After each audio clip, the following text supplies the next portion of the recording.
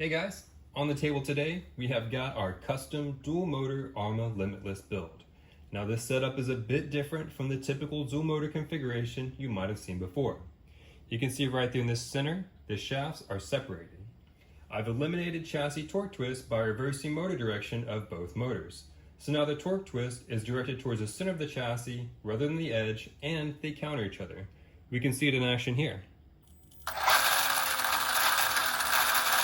See, one is spinning one direction, the other spin the other, and then when I hit the throttle, it's straight back instead of left and right. This dramatically improves the handling and stability while we're drifting.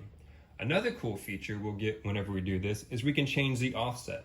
So we'll be able to adjust the power and give more power to the rear to overpower the front, similar to the Ford Focus RS drift mode.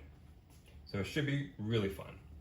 We've also made some changes to improve steering responsiveness. The servo is running in SR mode.